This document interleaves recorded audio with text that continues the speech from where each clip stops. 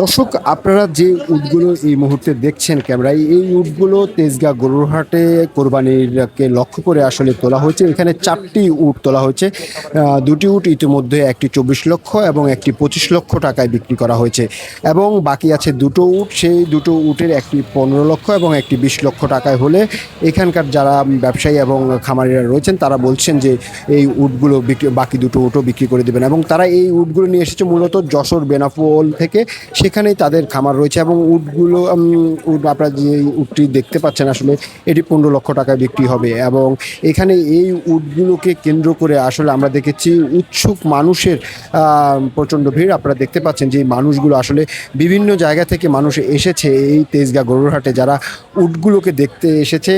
এক পলক এখন এখানে ৪টি উট তোলা হয়েছে, সেই উটগুলোকে দেখতে মানুষের ভিড় করছে এখন পর্যন্ত তেজগাঁ গরুর হাটে। Thank